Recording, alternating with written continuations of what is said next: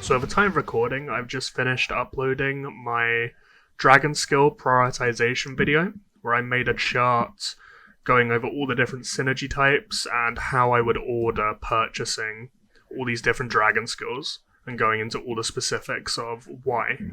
And during that, I allude to the fact that Tear is better than Follow-Up, and I'm going to spend this video explaining exactly why that is. Because realistically, it isn't as simple as that, but when you actually start looking into reports and think of it in practical ways, you'll see what I mean.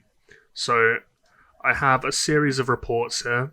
At the end of this, I will do the mathematical averages when accounting for the actual proc rates and just mathing them out practically over the fight, because that can also be done, of course, but I thought going over reports just to show the trend would be a good way of showing what I mean, first of all. Plus, I don't necessarily trust mathing out specifics of stuff like this. You will understand why I feel that way if you watch my Night King video that I recently uploaded, which has very weird interactions with follow-up and assist specifically. Basically, things in this game don't always work as you assume they should do when you read tooltips. So in this test example, I am the test subject. I have Tear and assist at 8, but follow-up at 9. So with assist, that doesn't actually matter because there's a 40% proc rate at all stages, even level 1. It's only the healing coefficient that changes. But for Tear, the proc rate increases from 45% to 60% from 8 to 9. So the way I'm going to account for that is later on at the bottom of this Discord tab, I will math up the proc rates of Tear by 1.33 to normalize these values for a more equal comparison. The damage doesn't actually matter because all follow-ups at 9 have a 180% damage coefficient. Tear has it, follow-up has it here, and Flame has the same also, so they'll all do the same amount of damage. So that doesn't need to be thought about too much at all. So here I'm running mono inf weakness, which means there's no RNG elements at all. And I just scrolled through the report and noted down all the times follow-up procced, all the times Tear procced, and all the times assist procced. So in this one, I got a fair bit unlucky actually, but you will see the trend that assist is really helped by hybriding these two skills together, which you can pretty much only do in a weakness build or a weakness hybrid build with female, because of course you're adding multiple avenues to proc assist, because by default you will only have your dragon attacks, which will happen a limited amount of times throughout a fight, but then you can add on the follow-ups through various means, and there's no limit to how many times it can actually proc. It just has a percentage chance of every time a dragon does an attack or a follow-up attack. And if you've watched my video going over Dragon Assist specifically, and all the maths I do about how it acts as practical army size when it heals in combat, the more times you can get it to proc through these skills hybrid together, the better, and there's a lot of value attached to it.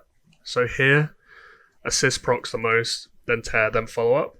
Second test, same thing, just mono inf weakness. I get a lot more procs from the RNG elements on this one. Assist procs 9 times, Tear 7 times, and follow-up 5 times.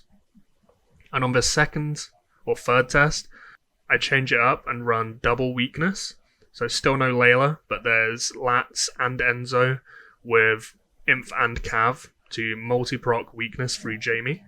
So what you'll see here is Tear procs so many times, you'll notice by how long I have to scroll, it actually surpasses the cap it has practically. So if you look at the tooltip of Tear, it says triggers up to 10 times. The reason for this is when you run multi-line weakness, you can just get it to proc such an absurd amount of times that this is entirely necessary. Whereas follow-up, you'll see at the end, even when I do the maths of 4-star Layla with 4-star weapon, you won't average out surpassing 10 follow-ups every single fight. Whereas Tear, you can very, very easily surpass that just by running double weakness, let alone triple weakness. So you can start to see here how many more times Tear procs. And as I showed previously, their damage multipliers are normalized, so the more procs you get, the better that skill will be, basically. There's no varying damage values at all.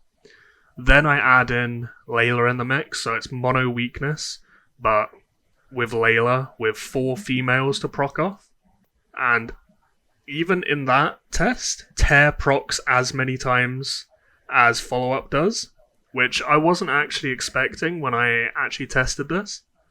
But as you'll see at the bottom when I math it all out, this is actually pretty accurate in terms of what you'd expect with 4 females with Layla, plus just mono weakness. This is actually about what it should be.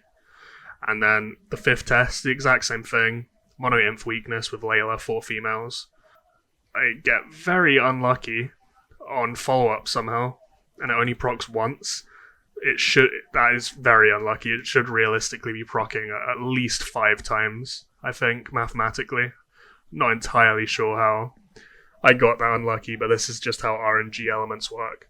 So take all this stuff with a pinch of salt until I get to the bottom and go over the actual maths of what you'd expect. And then 6th test, once again, I got so unlucky there. I thought I probably need to do one more. And this time only 3 follow-ups. So you can see in, I think it's every test, right? Tear procs more, is either more or the same amount of times as follow-up, even when Layla and 4 females are added into the mix.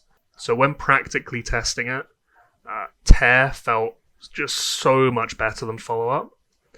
And that was, whilst not as simply as it shows in these reports, that was mirrored by the actual maths at the end as well.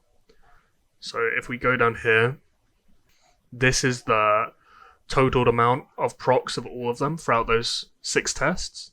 The practical maths I end up doing here are a little bit wonky because I use 15 as the value for Tear here, but it can only actually proc 10 times in fights, so this is a bit skewed.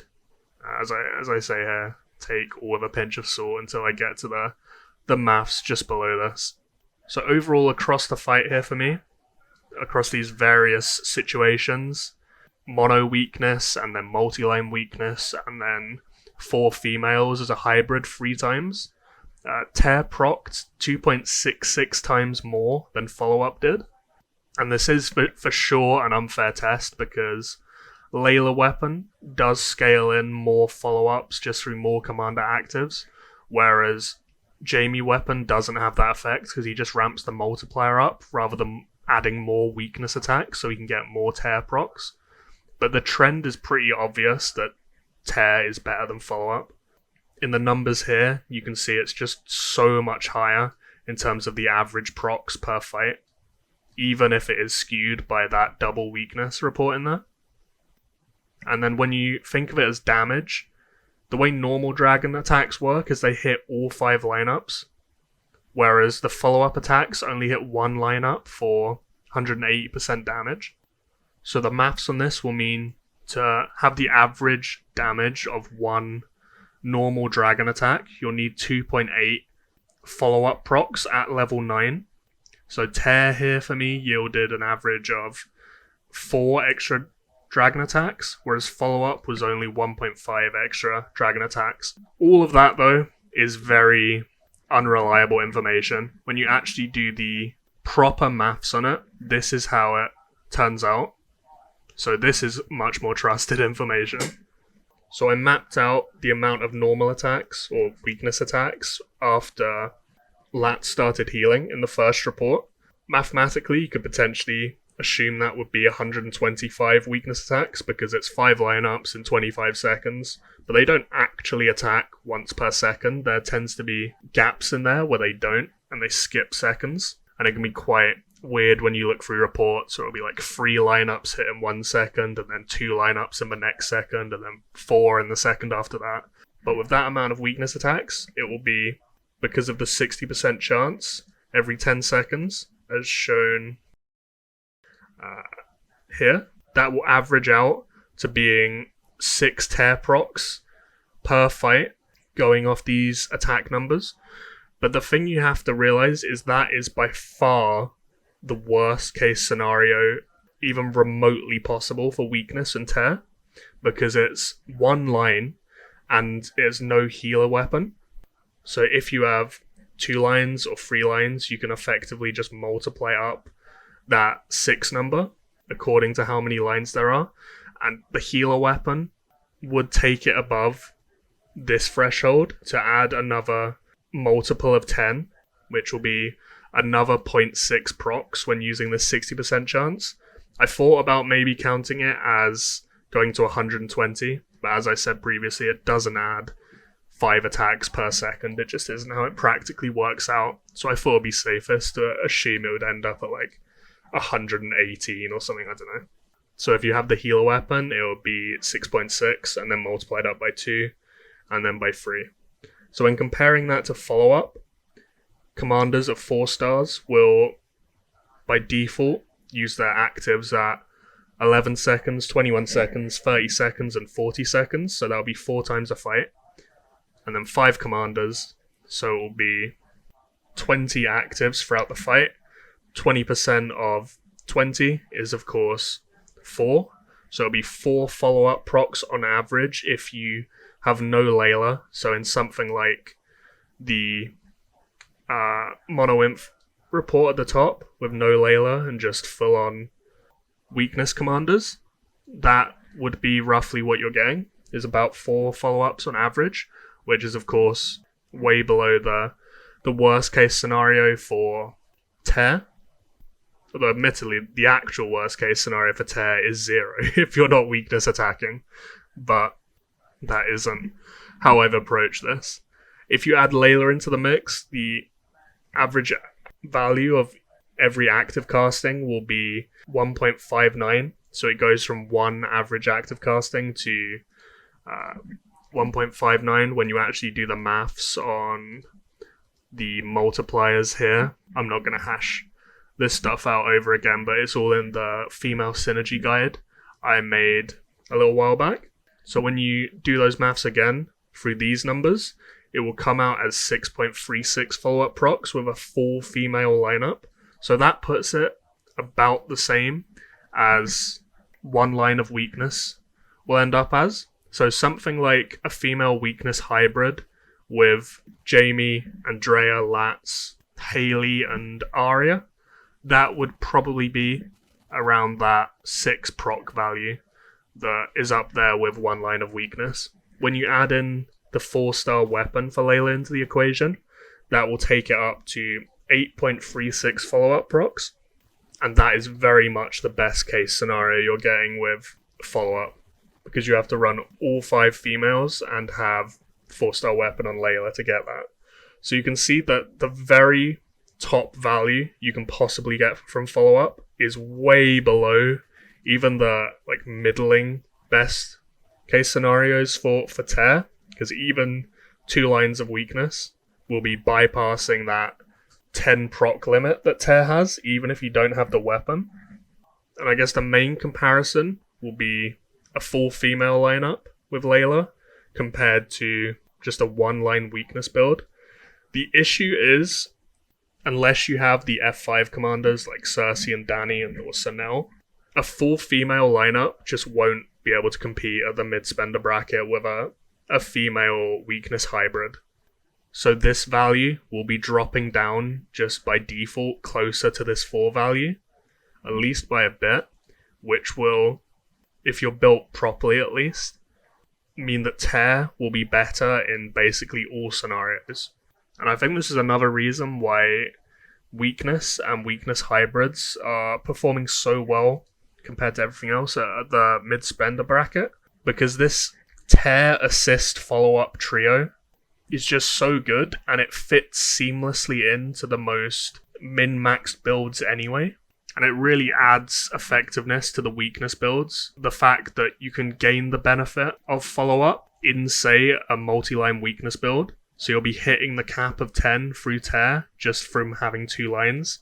And you'll be adding more procs, more follow-ups, free follow-up, and just your commanders using their actives by default. And then you'll then be rolling all these procs into assist procs. Whereas if you're running female, for example, you literally can't proc tear at all. So you're losing tons of damage through that, and you're losing tons of healing and practical army size for assist also, because you can't double up on both of them like you can with weakness. And that really, really gives weakness a bit of an edge, in my opinion. And yeah, apologies for the exceedingly nerdy video, but this is why tear is so good as a dragon skill.